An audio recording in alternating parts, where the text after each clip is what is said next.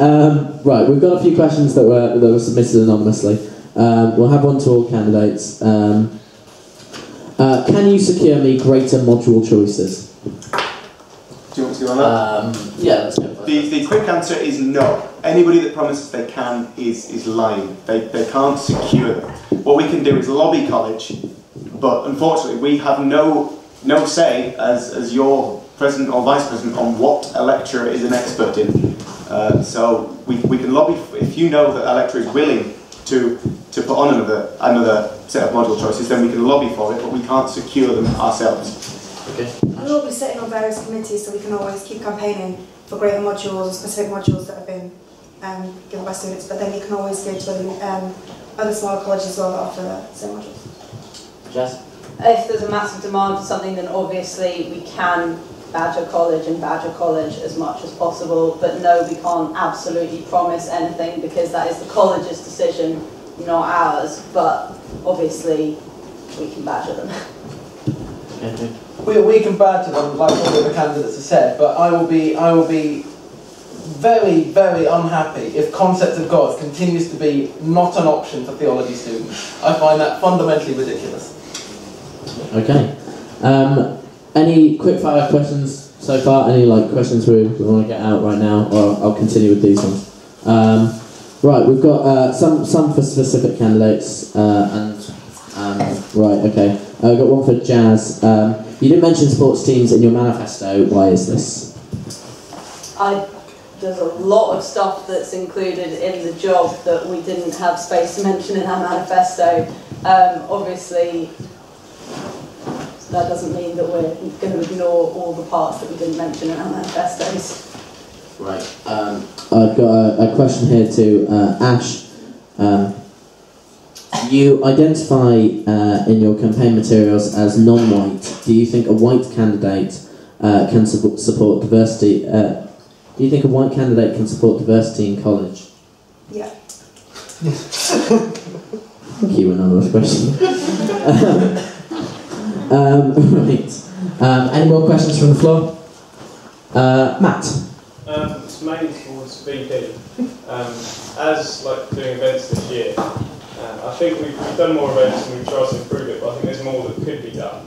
And in my opinion, the VP should almost be head of events. And I was wondering what you would do if you got that position to improve the amount of people we get down and the quality of events as well.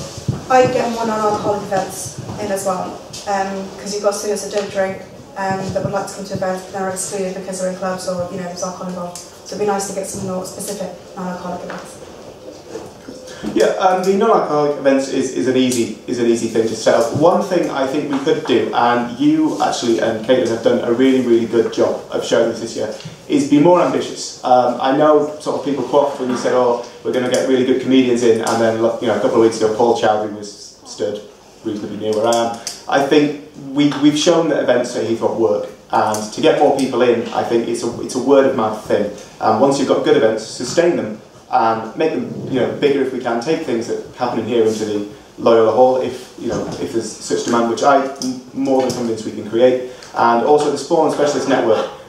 People don't always want people from other colleges coming into their college, but it's a resource we don't use enough in terms of getting. If you just want bigger crowds, and sometimes you just want to meet new people.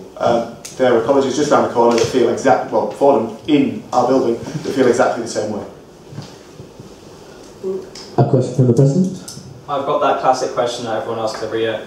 Can you, as a candidate, name one thing you feel was a strength of this year's Union Exec, and one thing you feel was a weakness that you would work on for next year? Okay, we'll start from Sam to Pete. Okay, I would say the major strength of this union, in fact, I'll just define it in a word, will be headstrong. They have really ploughed through with things that they felt were good for us as students and for college as a whole. That is a massive thing you can have in any union. The thing that I would say would be was it a negative or a weakness? A weakness. Weakness would be perhaps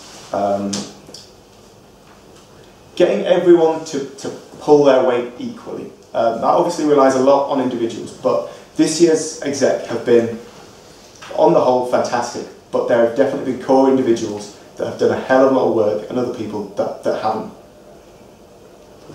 Ash? I'd say one of the big strengths of the events this year, we've had more people going to more events than ever, really. And I'd say one of the weaknesses is maybe getting contacts and timings of the officers more publicly available. Now they're online as well, but maybe getting them more out there so students can see them in the office. Jazz? I would agree that the events have been significantly better this year than in previous years, and also it's nice that there's always someone in the office, which wasn't always the case before. But a weakness, I would say, possibly inclusivity, and it's not a deliberate thing or a thing that, you know, they've done wrong. It's just that I think there are a lot of students who aren't a member of any societies, who don't come to many of the things, and it would be really great if we could bring more of those in. Okay, Pete? The strength of this year's union, for me, has been the fact that lots of individuals in it who are really pushing forward their ideas. And this follows into the weakness, because some of these ideas haven't been very well managed. I mean, we've had some wonderful events from the events team, but then we've had Heythrop Goes to Brighton, where 0 people turned up. I mean, sometimes we need to say there's ambition, there's great things like Comedy Night, we can do that, and other times it's a bit of a flop. And that probably ties into the lack of publicity, obviously, in the second half of this year, and some problems in general management of the team as a whole to make sure that the workload is balanced between individuals. But we've got the passion, we need to make sure we harness it. Okay, I'll have one of these questions from the anonymous because I don't not have them all. This is a classic one though. Answer in a sentence. If Heythrop was an animal, what animal would it be? One sentence. Go. One sentence. Right, we'll go the other way. Pete. Fucking hell. This is the one that people are sweating over. The animal question, guys. It's a big one. If Heythrop was an animal, it would probably be a camel. It's, you know, pretty functional, but it's a bit of a mess. Amazing. Jazz, the animal question. Mental as a bag of cats. Ash. Penguin. Why? Please elaborate. Because penguins are cool and they waddle. Fantastic. Very much like Yeah. Sam? The first thing that came to my mind was chameleon, because basically Heythrop seems to blend into all things, but it's got a really weird, disgusting exterior that nobody wants to touch. Once you're here, it's great, and you're like, yeah, here I am, just chilling as a chameleon. But before you come, you're like, no, this is a terrible, terrible mistake. Fantastic. Right. It's a big question, guys. I think we'll just have a minute just to soak in. Right, John C. Ross. I have a very quick question. Okay. Can you all please give me an example of when you've worked in a team, and please be, make it a relevant one concerning what you've talked about already. Very quick. Faith and Sexual Arts Partnership, worked with Lakari yesterday to get the event involved, working with LGBT teams as well to get some of the meetings going. Jazz. Most of mine have been outside of college. I've had a lot of different jobs. I volunteer, so I have to work with other volunteers and things like that. I ran a society at my old university, which sounds small, but there the society has 50 people in it, and you actually have to run it in a much more complicated way. Things like that. Pete. It's not much of a team, but me and Rory have achieved one hell of a lot, and all thanks goes out to him. I mean, he deserves at least half the credit for what the Philosophy Society has been doing. More than half. Strange exchange. I've been on the Lion editorial board for 2 years, and that's about as close knit a team as I think you can get. Even though we're shit. I don't think we're Okay, we'll have a few more questions because we're going to have to wrap up the whole thing. But if you've got a question you really want to ask it, have your hand up now and I'll start ordering you. So, right, we'll have John. A question I was asked I found hard. Can every candidate describe a time that they failed? Yes, I can. Sam first. I didn't fail completely, I would like to say that, but the biggest failure I've ever had, actually, I think, it was like a uni thing, was I was actually vice president for a short time in my second year, and for purely personal reasons I had to resign, and I managed to get through in the first term a quarter of what I said I'd done, or would do, sorry. So I got as far as I could with it. and that was just horrible. That was because I really felt I let a lot of people down with that. Ash. One of the FSP events that we did was the Islam and homosexuality one, and I didn't do my research completely on the speaker that we got, so it wasn't as good as I would have liked, so I failed the ISOC and LGBT one. Jazz? I am in second year, even though I've been here 3 years, so I feel like that's a bit of a fail on my part. I've had some health problems and stuff which have set me back in my studies, but if they had happened now, then I like to think I would have definitely conquered them a lot better than I did. Pete. You want failure? I went to an NUS training day, and by lunchtime I was swimming in Kensington Mountain Pond in a 3-piece suit. That's about as bad as it gets, but we got some pretty funny pictures, so it's all good. Okay. Next, I think, was Dan. Okay, this is for the presidential candidates. I'm sure you're aware of this year we had several votes of no confidence. If and when you are president, would you like to see candidates be put forward for votes of no confidence, or would you prefer to actually discipline them or even fire them yourselves?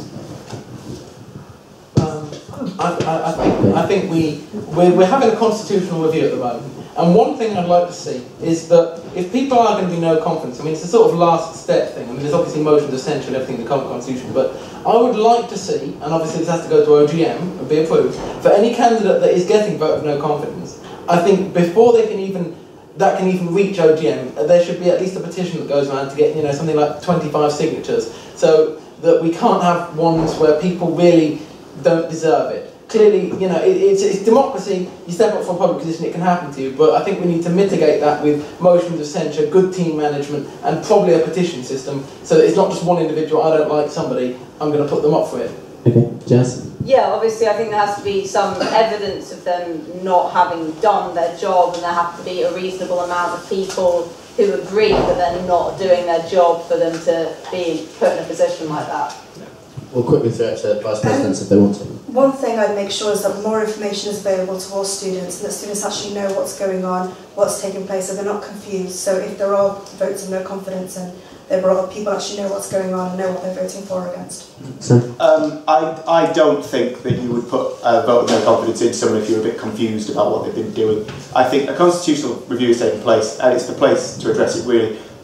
I think at the moment our constitution is pretty weak on the votes of no confidence. I wouldn't like to see anyone no confidence because it's basically public hanging really in here, and it's not pleasant to watch if you're at the OGM. It's not good. I think it's good team management, like Pete said, can solve a lot of the problems, and I think if you were to put a vote of no confidence in, you should have at least as many signatures on your petition as that person received votes.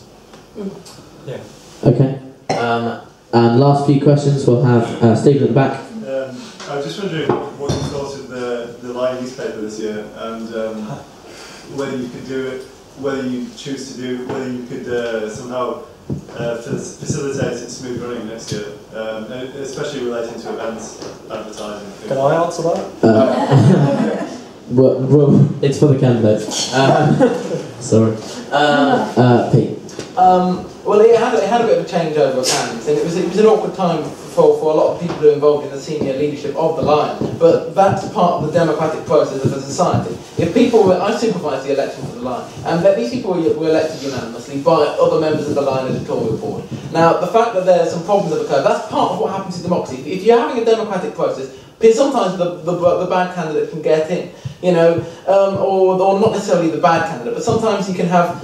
It's almost a culture where everyone sort of votes themselves in societies and everything. And I think we probably need to sort of put something more into the constitution where we can hold them to account when they're not producing the number of issues that they're meant to be producing. But hopefully, with Dan and Faye, we're going to see more papers coming out promptly, and just generally better around.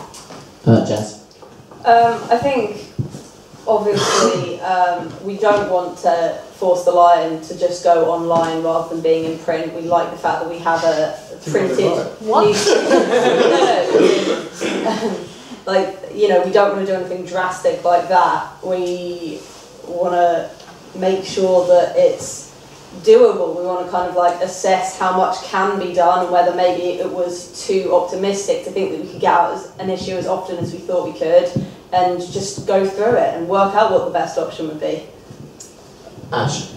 With regards to events, I would then make it so that any events that we know of would go straight to Lion so they can publish it and they can let people know what's going on as well. So it'd be a means for us to publicise more. I think the main thing here is not to confuse the exec and the Lion. They're distinct, yeah, we work together. I'm asking about facilitating. Yeah, I think the Lion editorial board, Peter's hit the nail on the head, period of transition, it's done. The Lion will hit its targets for this year. It will produce the amount of papers that it's signed into to secure its funding. Dan could go on about Can I please make a statement? I'm sorry, it's not Leveson. We'll talk about Lion another time, but this is like... Just going to take the opportunity to plug the election special, which will be out next week. Yeah. Okay, I'm sorry, we'll talk about the Lion at another time, but this is political questions. Right, last 2 or 3 questions. Censorship for the fucking film. Amazing. Right, Nori. What will the worst thing be about the job? Okay. Have we asked this already? Ash vote. Staying up every day for Freshers Week. Going out, I think, would be the worst. Jazz?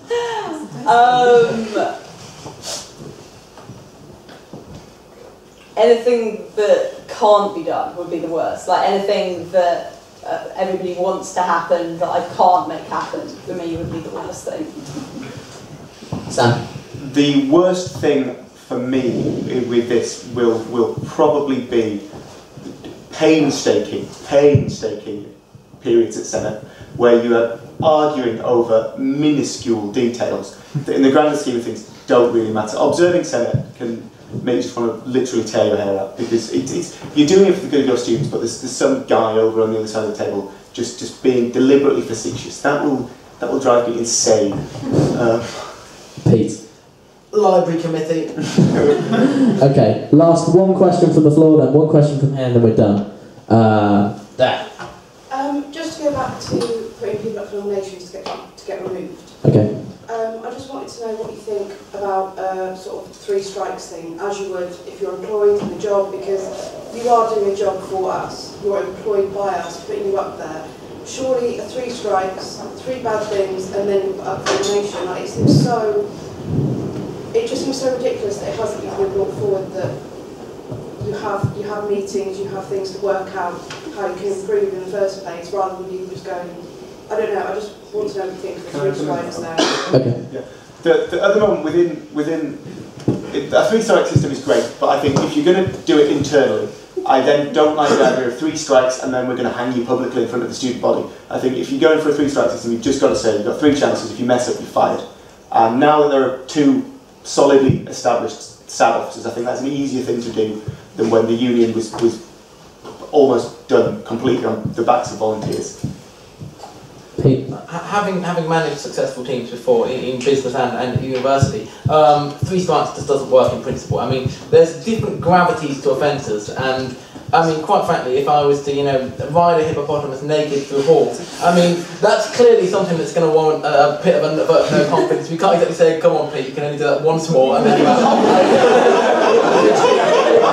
It boils down to good team management. Now, good team management might have some sort of, you can say in general there's 3 strikes, but you cannot put that on paper. You cannot put that into practice. Surely, if you're going to be president, you put degrees of behaviour. We're talking 3 strikes, we're talking minor things that you put into place. We're saying, if you were to ride that hippo, we're saying, of course, that would be a serious problem, obviously. But, I mean, we're just talking about the general, we're just talking about the general things. And I remember I came to the meeting where one person in particular was removed, and it was very small things that were being picked up on. I'm not talking about someone behaving horrifically. I'm talking about the minor things that slowly build up. A lot of people. I mean, that was a bit to me, wasn't it? Yeah. A lot of people have got. It's a problem. We can't be quibbling and pettifogging about the individual. What makes a bad offence? What's a medium offence? All that rubbish. It's just common sense and good team leadership is going to tell you when somebody's making perpetual mistakes, they're not turning up to meetings, and you can proactively get involved and stop that happening. Having a sort of, and sin should take, it's very, you've got to be flexible with these things, and I don't like the idea of anything enshrined in the Constitution about a certain number of strikes in certain types of offence, because the minute you do that, somebody there goes pettifogging and picking and being pedantic about the nitty-gritty details, and they can use them as a vehicle to bully officers who are volunteering to help their fellow students. And I don't think that's okay, we'll get more on this, so, Sam? Ashley. It'd be nice to put in place the Constitution as a whole needs to be rewritten anyway, so we will be looking into that a bit. Obviously, it's difficult to quantify, how much of the job someone's doing, and it is complicated. There are different levels of issues, and obviously, if you do 20 little things, then that can be just as bad as doing one big thing. But as Ash says, we need to kind of look through the Constitution and decide what to do, and I think it's going to be a group decision on what we do on that. Right, I think that's everyone. We'll have a last question from the anonymous questions. These are great. They haven't really scaled it in the set. You guys, really serious questions. This one, Heythrop in one word. That is the last question. Okay, Heythrop in one word. Sam, go. Heythrop in one word. Yeah. I would say it's not a great word. It's kind of an obvious one, but eclectic would be my word. Okay. Pete.